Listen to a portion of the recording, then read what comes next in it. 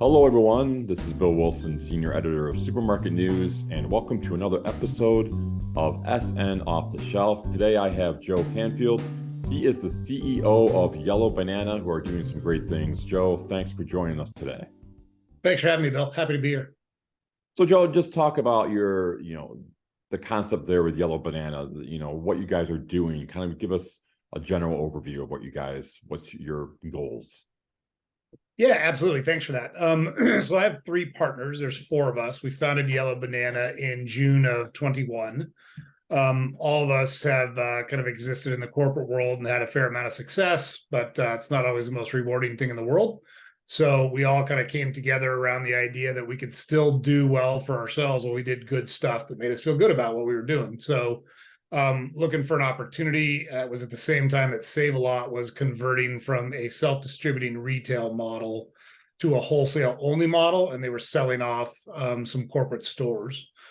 And so we looked at some of the stores and we felt good about where they were and that it would be a good approach for us. And then we bought 32 stores between Ohio, Illinois, and Wisconsin. And then we bolted on 6 more stores about 8 weeks later, 4 of them in Florida and 2 of them in Dallas. So that's where Yellow Banana sits right now. So you recently, I believe, you're working on some Chicago stores, $26 million in upgrades. You want to talk about that specific purpose there in Chicago?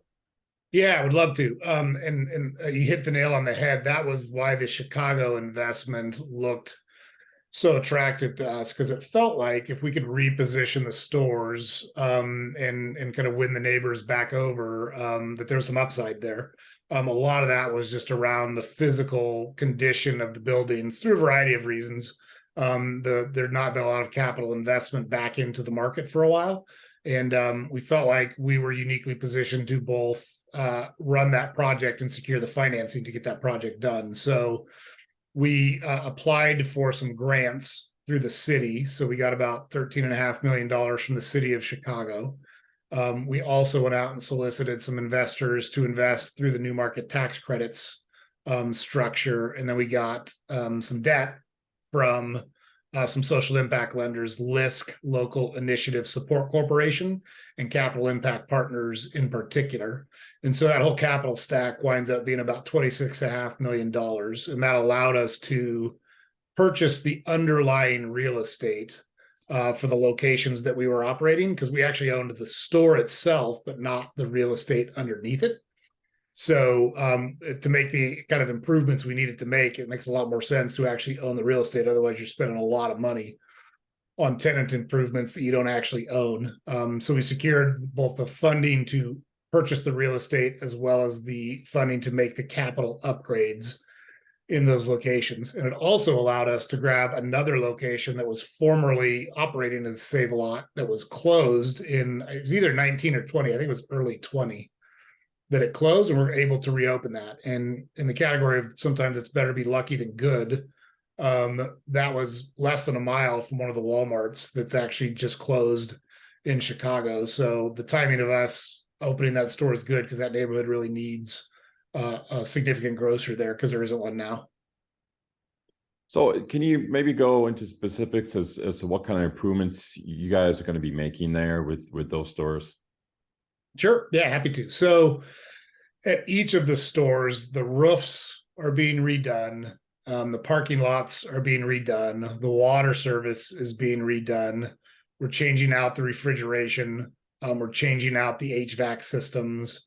We're changing out the floors, because all of them really need new floors. We're upgrading the check stands and the point of sale system. And then the cosmetic upgrades that go along with that, the new paint jobs and the new trim around all of the fixtures.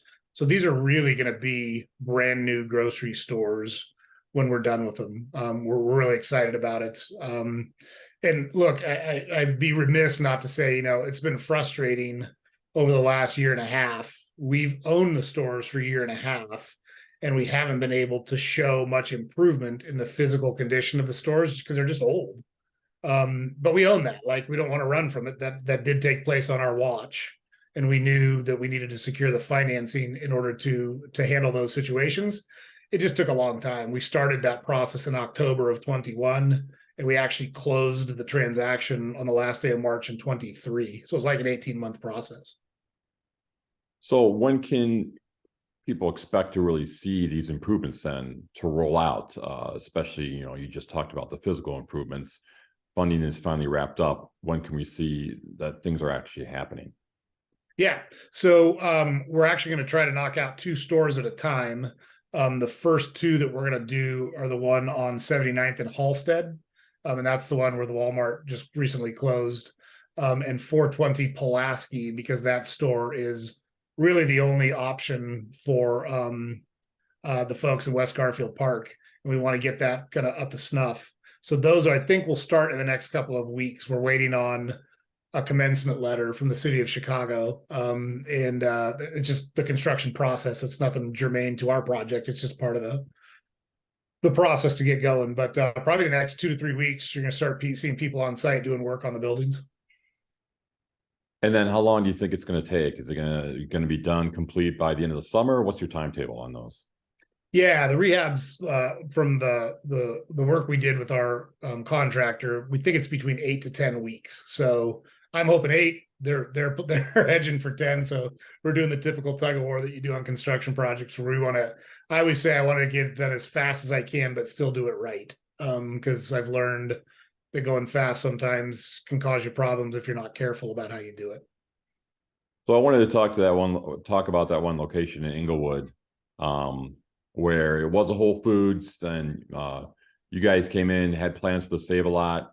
It has been the center of some protesting.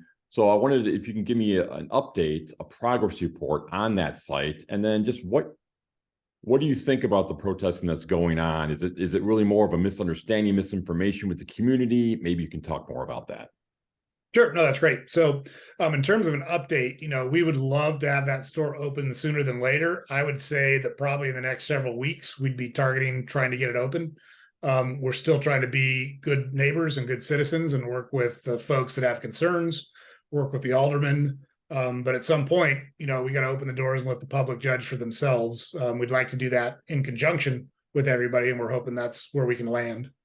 In terms of the protest, it was surprising to me.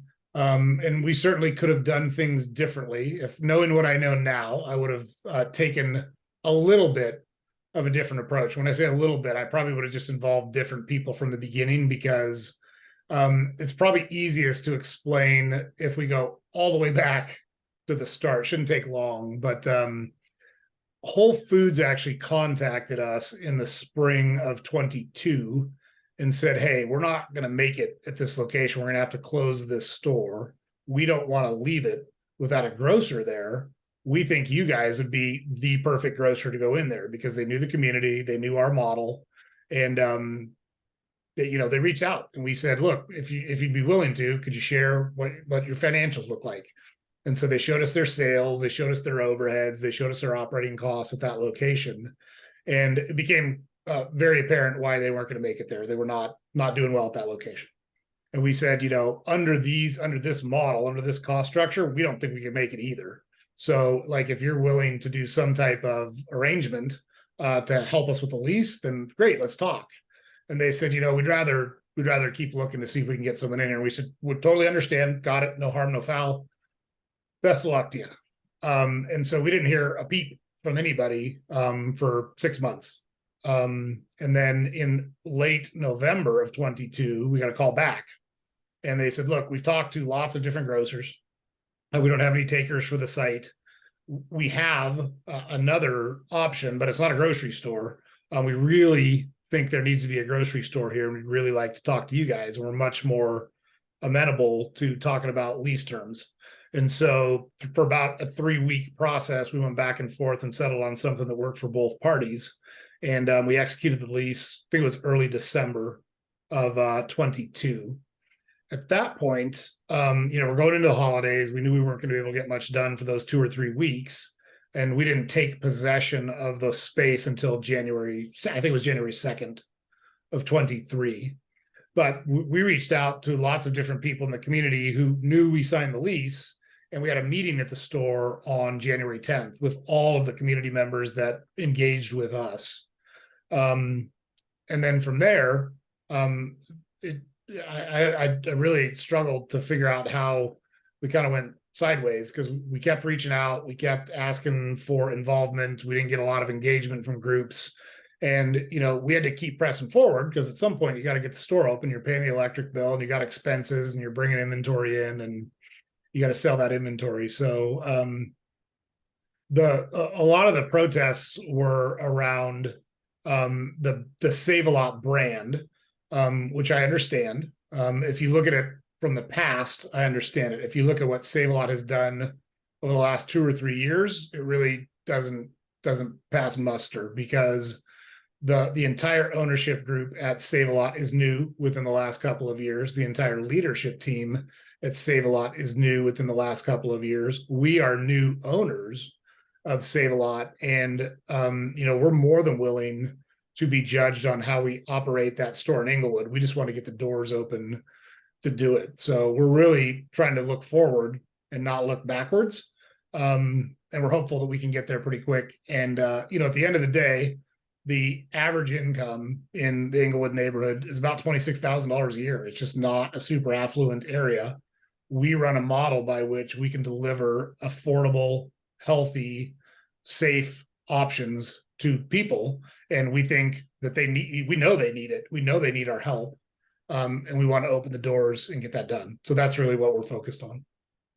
So that site is still in limbo, so to speak. You haven't been able to really do much make much progress there. Yeah. So in terms of opening the doors, yes, yeah. we're not far away. Once we make the decision or get to an agreement with folks, we can get the doors open pretty quickly. But as of now, we're still voluntarily pausing to try to work through any open issues that folks have. So you mentioned Whole Foods. Walmart has pulled out a number, or is in the process of pulling out a few stores in the city of Chicago. How do you think you're going to survive? When you have, Whole Foods, maybe that wasn't quite the right fit, for that income bracket, but Walmart, you would think would be able to succeed there. How are you going to succeed where Walmart has failed in Chicago? Yeah, for sure. Walmart's a heck of an operator. They didn't get to where they're at because they don't know what they're doing. So it's a great comment. I think our model, the Save-A-Lot model, is very unique in the grocery industry in that it's a small box. So your overheads are much lower. Your cost to run the store per square foot, whether it's labor, whether it's utilities, whether it's sales per square foot, all those metrics are a little bit higher. And so in those neighborhoods where it's tough to operate a full grocery store, and that's why you don't see a Jewel Osco or a Mariano's or a Pete's Fresh Market in those neighborhoods, is because those cost structures make it really difficult for them to survive and be profitable in those neighborhoods. Our model is different, and it's a different cost structure that allows us to exist in neighborhoods where a conventional grocer cannot. Plus, when you look at our offerings, we have great private label products. It's very similar to Aldi. Aldi's running a very similar model to what we're running, with really good private label products that allows us to pass a significant savings onto the consumer, but still allow them to put healthy food on their plate. So we think that model and our partnership with the Save-A-Lot team is really what's going to push us over the edge and help us be successful. Another one of the issues is, a lot of people there want you to sell local products. Is that also in your plans? Yeah, absolutely.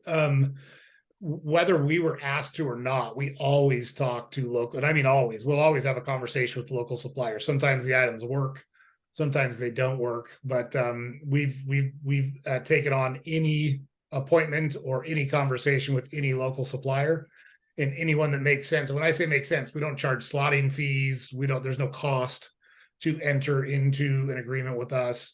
It's really, can you produce the product and will it sell in our stores? And if we think it's got a shot, we'll give it a shot and see how it goes. So we've already talked to 20 plus local providers about bringing product in. Some of them made sense, some of them didn't make sense, but we're always willing to have those conversations. So yeah, we're wide open to that. Shifting away from Chicago, what is your plan moving forward, for the rest of the year? Maybe you can talk a little bit about 2024 as far as, I mean, do you have more purchases down the line? Are you going to go into different regions? What's your plans moving forward from here? Yeah, I kind of think about it like a snake that eats a big meal, right? You you got to digest the meal before you move forward. So what we're undertaking in Chicago is pretty ambitious.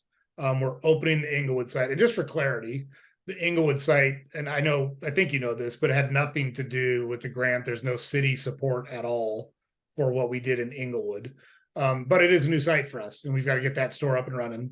We want to get that store on 79th and Halsted reopened. We also received a grant to build a brand new store down in the Riverdale Community 54 area. And so that will take precedence once we have some of these construction projects behind us. We would like to shore up. We're doing well in the Ohio market, but we'd like to do better in the Ohio market. There's a little more saturated in the Ohio market in terms of the number of Save-A-Lot locations. Milwaukee probably has some opportunity for growth. But really, I think Chicago is going to keep most of our attention for probably the next 12 to 18 months. But I also think there's some additional growth opportunities within the city of Chicago. So we'll keep looking at those as well. Joe Canfield from Yellow Banana, you are the CEO there. Do you have anything else you would like to add about Yellow Banana or anything that you guys are doing? Yeah, our people are what set us apart, and we're really proud of the group that we have that operates our business and runs our stores. And when you look at, we're fortunate, we've got a lot of long-term folks that came over to Yellow Banana from Save-A-Lot, and so they're very experienced. They know how to operate our stores. They live in the communities that they work in. They have personal relationships with their customers, and we've had success because we empower those folks to make decisions. So they're an integral part of our team, and I always try to make sure everyone understands we place a high value on the people that work in our company. So appreciate the opportunity to do that, and just really proud of our crew for what they've accomplished so far. Joe, thank you so much for joining us today and talking about your crusade there at Yellow Banana. I appreciate it. Thanks for the time, Bill. We really appreciate it.